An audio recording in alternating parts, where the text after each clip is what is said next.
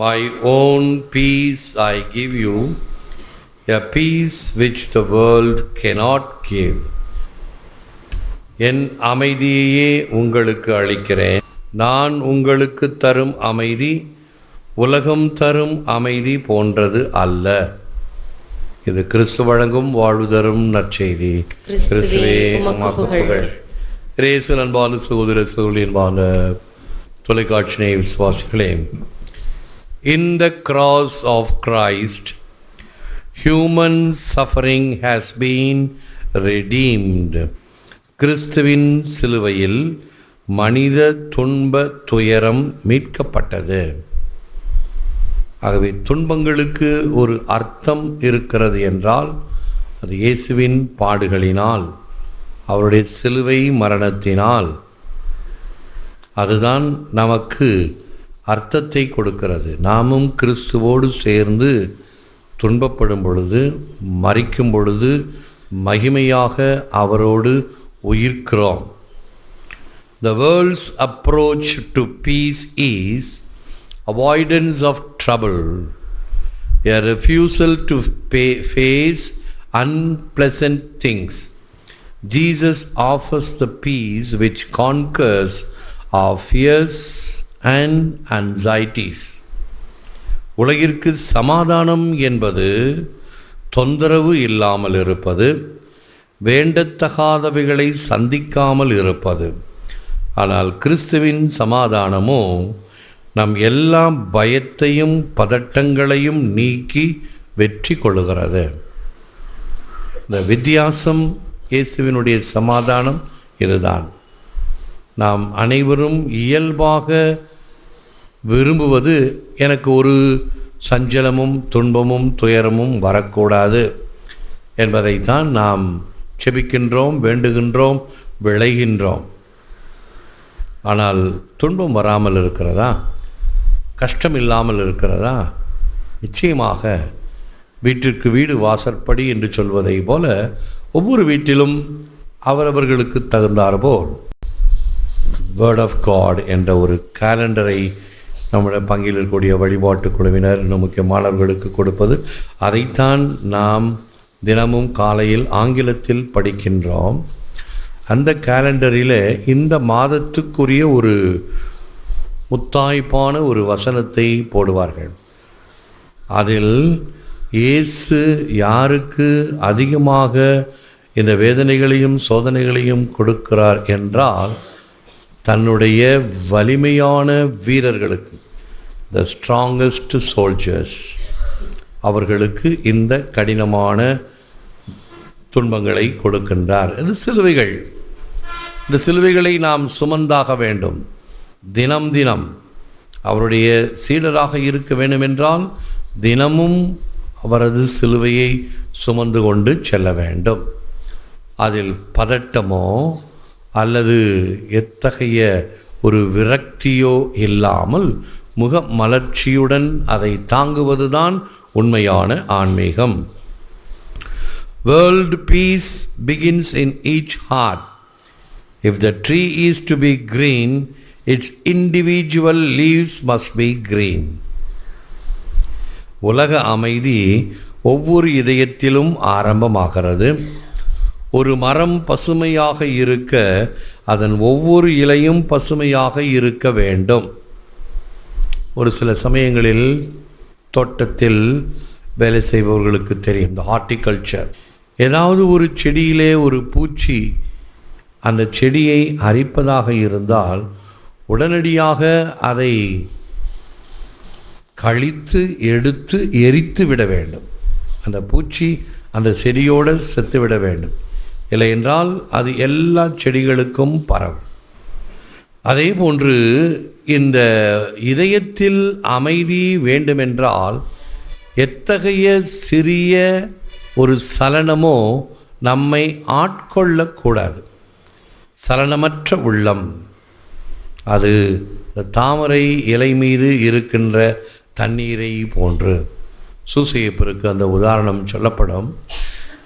இல்லற தாமரை இலை மேலே துளி நீராய் இருக்கின்ற புனிதரே என்று அருமையான அந்த பாடல். இல்லறத்தில் இருந்தாலும் அவருடைய ஆன்மீகம் வானை நோக்கி பரன்வசமாக இருந்தார். பரன்வசம், பரவசத்தில் இறைவன் என்னுடைய சிந்தையை ஆட்கொண்டவர் என்கின்ற வகையில். அவ்வாறு ஒவ்வொரு மனித இதயத்திலும் இந்த அமைதிக்கான மூலக்கூறுகள் இருந்தால் அமைதி வெளியே புலப்படும். அந்த அமைதி மக்களுக்கும் அருகில் இருக்கக்கூடிய சூழ்நிலையில் இருப்பவர்களுக்கும் கிடைக்கும். எப்படி ரோஜா மலர் பூத்தவுடன் அதன் அருகில் இருக்கக்கூடிய இடத்தில்தான் மனம் வீசுகிறது, அதே போன்று ஒரு அமைதியான உள்ளம் தன் அருகே இருக்கக்கூடிய, முதலில் தன்னுடைய குடும்பம், தான் வாழுகின்ற இடம், சூழ்நிலை, இவ்வாறு இதில் அந்த அமைதியை வெளிப்படுத்துகிறது. அதுதான் கிறிஸ்துவுக்கு நாம் பகருகின்ற சான்று. ஒரு பையனுக்கு ஒரு அப்பா ஒரு ஹோம்ஒர்க் கொடுத்தார். ஒரு உலக படத்தை சுக்கு நூறாக கிழித்து இதை நான் வருவதற்குள் ஒன்றாக ஒட்டிவை என்று சொல்லிவிட்டு கிளம்பினார். அவர் காரை எடுக்கிறதுக்கு முன்னாடி பையன் ஓடி வரான், அப்பா இந்த வேலையை செய்து விட்டேன் என்று. அப்பாவுக்கு ஒரே ஆச்சரியம், என்னடா இது ரொம்ப கஷ்டமாச்சே, இவன் எப்படி இவ்வளோ சீக்கிரமாக செஞ்சான், எப்படி இவ்வளோ சீக்கிரமாக செஞ்ச. இந்த படத்துக்கு பின்னாடி ஒரு மனிதனுடைய படம் இருந்தது. அந்த மனிதனுடைய தலை, கண்கள், காதுகள், கைகள், கால்கள் எல்லாவற்றையும் ஒழுங்காக ஒட்டினேன். திருப்பி பார்த்தால் உலகம் கிடைத்தது. தனி மனிதன் ஒருவன் நிச்சயமாக நலமாயிருந்தால் அது நாட்டிற்கும் உலகிற்கும் நன்மை பயக்கும். தனி மனிதன் ஒருவன் தீமையாக இருந்தால் அது அவனுக்கும் தீமை, நாட்டிற்கும் தீமை. இந்த அமைதி என்பதை இத்தகைய சமுதாயம் பிறருக்கு கொடுக்க வேண்டும். அமைதியை விரும்புகின்ற சமுதாயம் நம்முடைய கிறிஸ்துவ சமுதாயம். ஏனென்றால் அமைதியின் தேவன்தான் நம்முடைய நற்கருணை நாதர். அந்த அமைதியைத்தான் தினம் தினம் திருப்பலியிலே உலகம் தர முடியாத அமைதியை நான் உங்களுக்கு தருகிறேன் என்று கூறுகின்றார். வாழ்வின் வழியோரம் அலைகளானாலும் மனத்தின் ஆழத்தில் மகிழ்ச்சி நிலவட்டும். கடற்கரையில் போய் பார்த்தோம் என்றால் கரையிலே அந்த அலைகள் ஆர்ப்பரித்து கொண்டு ஆரவாரம் செய்து கொண்டு ஒரே இரைச்சல் சத்தத்தை கேட்கிறோம். ஆனால் நடுக்கடலுக்கு சென்றால் அங்கு அலைகளும் இல்லை, ஆரவாரமும் இல்லை, எத்தகைய சத்தமும் இல்லை, நிசப்தம் இருக்கும். அதுதான் பூரண அமைதி. The cross brought glory to Jesus and to the Father, and it is our way to glory as well. In the cross of Christ we find true peace and reconciliation with God and with neighbor என்று சேர்த்துக்கொள்ளலாம். ஆகவே இந்த சிலுவை சின்னம் இயேசுவுக்கும் தந்தைக்கும் மகிமையை பெற்று தந்தது. மகிமை அடைய நமது வழியும் அதுவே. இந்த சிலுவையில் இருக்கக்கூடிய மரச்சட்டங்கள், ஒன்று குறுக்காக, இன்னொன்று நெடுகிலே. The vertical tree and the horizontal tree. The vertical tree என்பது கடவுளுக்கும் மக்களுக்கும் இடையே சமாதானம். The horizontal tree என்பது சக மனிதர்களோடு இருக்கின்ற சமாதானம். ஆக இந்த சிலுவை சின்னமே நமக்கு அமைதியை கொடுக்கிறது, வலியுறுத்துகிறது. When I portray Jesus as he who brings peace with God to the hearts of men, people comprehend him. Albert Schweitzer ஒரு பெரிய சோல் வினர், ஆன்மாக்களை அதிகமாக கிறிஸ்துவிடம் ஈர்த்தவர். ஆப்பிரிக்கா நாட்டில் மருத்துவராகவும் அதே சமயத்தில் இயேசுவை போதிப்பவராகவும் விளங்கியவர். நாமும் நம்முடைய பணிகளிலே இதை தருவதற்கு முயற்சிக்க வேண்டும். மனித இதயத்திற்கு இறை அமைதியை அளிப்பவர் இயேசு என நான் வெளிப்படுத்தும் போது மக்களும் அவரை கண்டுகொள்கின்றனர். ஒருவர் இயேசுவிடம் வர வேண்டுமென்றால் என்னை பார்த்து வர வேண்டும். கல்லூரியில் படிக்கின்ற ஒரு மாணவர் ஒரு பங்கு தந்தையை சந்தித்து, நான் இந்த கோவிலிலே ஞானஸ்தானம் பெற்று கிறிஸ்தவனாக வேண்டும் என்று வெளிப்பங்கிலிருந்து அந்த பங்கிற்கு வந்து பங்கு தந்தையை கேட்டான். பங்கு தந்தை கேட்கிறார், ஏன் உன்னுடைய வீட்டுக்கு அருகில் இருக்கக்கூடிய பங்கிற்கு ஏன் போகக்கூடாது, அங்குதான் நீ போக வேண்டும் என்ற பொழுது அந்த பையன் சொன்னான், என்னுடைய வகுப்பில் பல பங்குகளிலிருந்து வருகின்ற கிறிஸ்துவ மாணவர்களை பார்க்கிறேன். ஆனால் இந்த பங்கிலிருந்து வருகின்ற மாணவர்கள் ஒரு தனித்தன்மை வாய்ந்தவர்களாக இருக்கிறார்கள், கிறிஸ்துவ விழுமியங்களை கடைபிடிக்கிறார்கள். நானும் அவர்களைப் போல் இருக்க விரும்புகிறேன். இதுதான் சான்று பகர்தல். ஆகவே இத்தகைய சான்று பகர்தல் என்பது ஒரு துளி தேனை போன்று அநேக ஈக்களை ஈர்க்கும். இயேசுவுக்காக நாம் வாழும் பொழுது பிறரை நாம் ஈர்க்க வேண்டும்.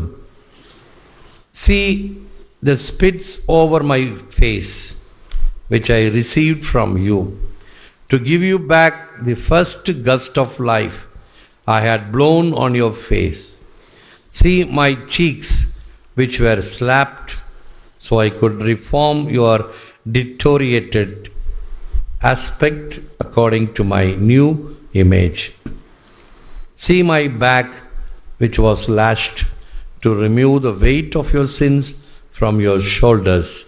See my hands so strongly nailed to the cross for you, who in times ago fatally stretched out one of your hands towards the forbidden tree.